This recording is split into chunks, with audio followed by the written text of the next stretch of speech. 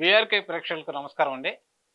మా గురువైనటువంటి బాబు టాండన్ గారు, నండూరు నాని గారు, గురుబొగర పరమేశ్వర్ గారి ఆశీస్సులతో వైద్యం నేర్చుకున్న నేను ప్రజలకు, ప్రేక్షకులకు ఒక చక్కని మందుని ఈరోజు పరిచయం చేస్తున్నానండి.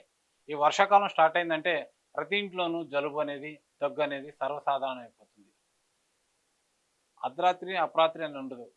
దగ్గుతూ ఉంటారు. నిద్రపోయే వాళ్ళకి చాలా డిస్టర్బ్ అవుతుంటుంది. తెల్లారి లేసి మనం పనులు చేసుకోవాలంటే నిద్ర అవసరం. ఈ నిద్రని పాడు చేసేటువంటి గుణం ఈ జలుబుకి, దగ్గుకి ఎక్కువగా ఉంటుంది. ప్రతి ఇంట్లోనూ చిన్నపిల్లల నుంచి పెద్దవాళ్ళ వరకు ఈ జలుబుకి, దగ్గుకి గురి కానటువంటి వాళ్ళు అనేవాళ్ళు ఉండరు. మరి ఇలా వస్తున్నటువంటి ఈ దగ్గుని, ఇలా వస్తున్నటువంటి జలుబుని ప్రతిసారి హాస్పిటల్కి వెళ్ళి డబ్బులు ఖర్చు పెట్టుకున్నా పోకుండా మనమే తయారు చేసుకుంటే ఎలా ఉంటుంది? ఆయుర్వేదంలో దీనికి సరైన పరిష్కార మార్గాలు ఉన్నాయా? ఎలాంటి మూలికలతో దీన్ని మనం చేసుకోవచ్చు అని అంటే ఒక చక్కని యోగం అండి. తాళిసపత్రి అని ఒకటి ఉంటుంది సార్. ఇది జలుబుకి అమోఘంగా పనిచేస్తుంది. అట్లాగే సొంటి, మిరియాలు, పిప్పళ్ళు,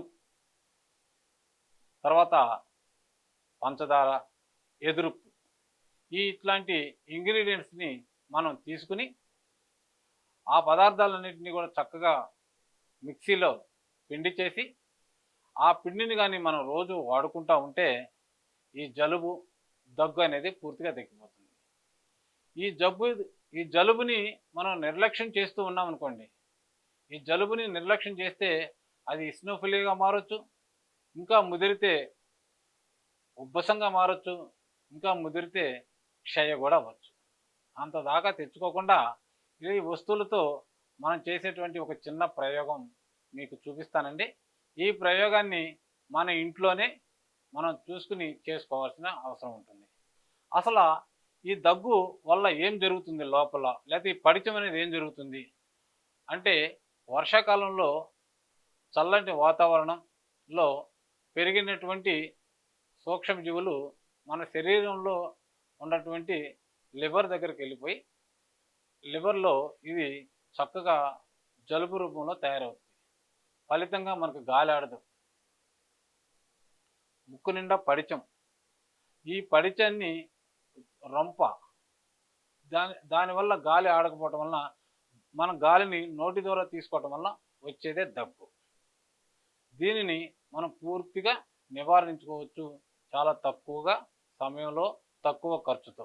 దానికి కావలసినటువంటి పదార్థాలు మళ్ళా మీకు చెప్తున్నాను. తాళిసపత్రి, సొంటి, పిప్పళ్ళు, మిరియాలు, తర్వాత వెదురుప్పు, పంచదార.